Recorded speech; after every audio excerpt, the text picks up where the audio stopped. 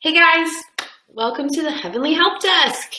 All right, so I've got some questions that you sent in that I'm gonna answer for you. And if you are popping in here live and want to ask a question as well, or comment or further ask a question about what I'm talking about, please go ahead and do that. I'd love to chat with you about all this fun stuff. All right, so the first question that I'm going to answer. Let me read it to you, and then I will give you my answer. These are all great questions. Please don't hesitate to ask something. Please don't feel like maybe I've already talked about it or it's a silly question, because your questions help other people. You know, when other people hear your question, they might have that same question, or they might not have realized they had that question and they really want that answered. Or sometimes they think they know an answer to something, and maybe the way that I answer it opens their mind up to seeing things a little bit differently. So yeah, ask away.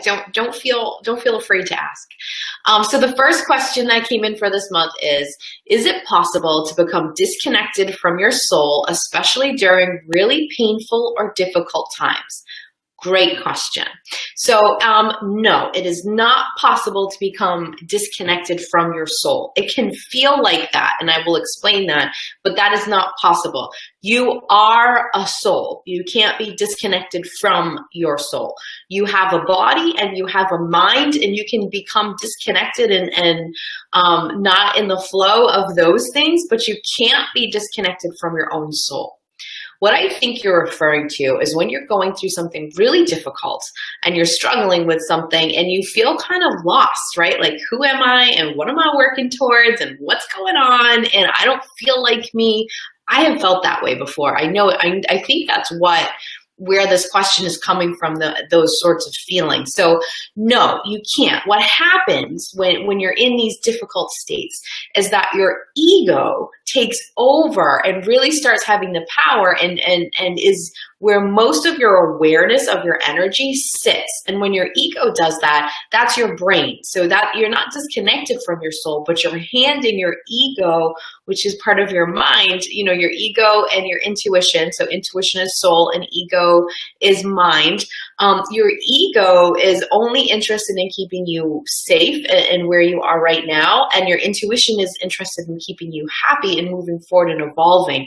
And you need both. But if this becomes out of whack, they're yin and yang, they need balance, and you're not using them correctly, which, oh my goodness, when you hit a hard time, it's very difficult not to do this. And when fear is driving you, it can really feel like you're disconnected from your soul because your intuition isn't really able to get through and to have the power and awareness and presence that it needs in your life. Okay? So you can't become disconnected from your soul. You are a soul. It's impossible to not be. That's what your energy is. You're the energy of a soul. But you can become disconnected from your own body. You can become disconnected from your own mind, and you can become more connected to those things. And you can express yourself more authentically, and you can put more power and awareness into your own intuitive self and feel much more like you are connected to your soul. Okay, hopefully that makes sense. All right, so let me see. Let me move on to our next question here. So this question is the person I have been running into for the past 3 years nonstop a sign of fate or a life lesson? Great, great, great question. I love this one. I get questions like this often, like, what does it mean that I saw this person? So my answer to that is, it can mean a lot of things. So when you see a person, usually it's a reminder or bringing awareness to a certain lesson for you. And if you're repeatedly seeing a certain person, usually it's because that lesson or the thing that that person reminds you of or triggers in you is something that the universe is trying to bring into your attention. Sometimes it can be a sign of fate. I put fate in quotes because I don't like the way some people use fate as if like the world is just happening to them and they have absolutely no control over their own destiny and what happens. So I tread carefully around the whole concept of fate because of that. But what I want you to know about fate is there are things that are lined up, but they're all lined up by you. Okay, so you've already lined up anything that's fate based. Okay, let me just put that in there. Let me just add that piece of the lesson for you. But if you are seeing the same person, they might be being called in a soul contract kind of way, and either they're meant to be there for reasons you'll understand later, or you're meant to connect with them. I have a rule that if I see the same person 3 times, and it feels like they're being put into my face, on the 3rd time, I will approach them and talk to them and see if I can figure out why that's happening. Sometimes just a simple thing like, it's so funny. We see each other all the time. I feel like we keep getting put in each other's path. Maybe we should just have coffee. What's going on in your life? Maybe we should connect on Facebook. Like whatever feels right, do that. Is it necessarily a sign that you should drop everything and marry the person? No. Could it be? Maybe. It's really important to think about how you feel when you're seeing that person. That is by far the most important part of this. What kind of lessons are triggered? What do you think of? Is this a person from when you were in grade school? Is this a person from when you were in college? From when you were at your first job? When you first met your husband? When you were pregnant with your first child? Whatever the case may be, what triggers for you around this person? And really look at that so that you're gaining as much awareness as you can here. Now, there are people who have soul contracts in our life that said, I'm going to come in and I'm going to help bring this lesson or this energy or this awareness to something for you. And they do that. And they don't usually know that they've signed up to that. You're doing that for people too. So usually you just need to wait and be aware and open to see why they keep appearing. If it doesn't feel like someone you want to talk to, like, oh, good, I keep seeing this person, think about what's triggering and think about what you learned from that person, all right? Because sometimes the people who teach us the best lessons are the people who end up hurting us. And sometimes people sign up to do that because that's the best way to move you forward, okay? All right, I got one more question here.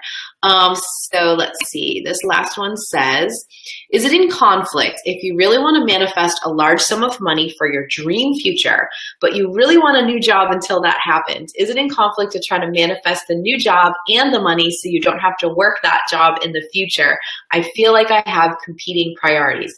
I love this question. This is an excellent, excellent question about manifesting and how manifesting works. So the answer to your question is it depends. And what it depends on is the story that you're creating around what you're manifesting. You have to look at the story, because the story that you're telling yourself, the mindset that you're in, and the way that you feel when you're moving through this, moving through the manifesting process is everything. Okay, so if you're telling yourself a story that you are trying to manifest this really large sum of money, and I'm going to have to get a job in the meantime because I suck and I haven't manifested it yet, or I'm getting this job in the meantime because I don't believe I can actually do it. If that's the story you're telling yourself, then yes, those are going to be competing priorities, because one is, hey, universe, send me this. And the other is, hey, universe, I don't believe I can get it. So that would compete. But it's never, the universe never wants you to like, okay, let me just manifest $1 million. I'll ask every day and I won't do anything to better my life. That does not need to happen. So what you'd want to do is you'd want to make sure that while you were manifesting this large sum of money, you thought, you know what would make me feel even more secure or even more confident or more comfortable or whatever emotional words come to you? It would be, as I'm manifesting this large sum of money, having a job for extra security, comfort, and that will actually be one of the tools that I use to help me manifest that large sum of money. Because if you're in a state of fear all the time about this money coming in, and oh gosh, I hope it comes in before my rent is due, or my mortgage payment has to go in, or the electric bill comes out again, then that's not going to work either. So if this is a way to support you on your way to get that large sum of money, and to do it with grace and to do it comfortably and more securely and peacefully, then it will work. So as long as you write that out and you're really in control of the mindset you're in, if you feel like yourself going over to the dark fear side, pull yourself back with your story. But creating a great story and telling a good story to yourself is key. It is everything. You've got to make sure that you have your mindset wrapped around it in the best way. All right. So doesn't have to compete, but it depends on your mindset if it's going to be in competition or not. Okay. All right.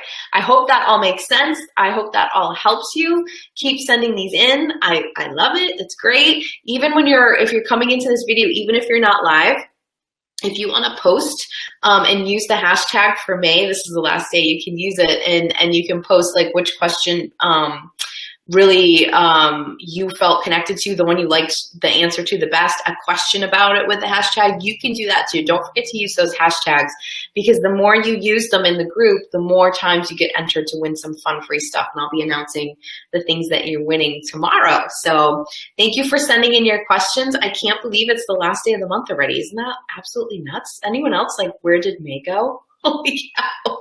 All right. Have an awesome day. I will see you in the group tomorrow with all the new stuff for the new month. We're talking about chakras next month, which is really exciting. I'm gonna teach you lots of fun stuff about the chakras, and we're gonna go from there. So if you also, in the meantime, have chakra questions, if you want to start thinking those up, and you can even ask them in the group if you want, please do that. And even if you didn't get in for this month's Heavenly Help Desk, send your questions in. I answer all of them. Anything that you send in, I answer. Send those questions in. It's anonymous. I don't say your name. And I don't even know your name. It doesn't show me who sends it. So it's very anonymous. So you can send those in, and at the end of the month, I will answer all of those as well. Have an awesome day, guys. See you soon. Bye.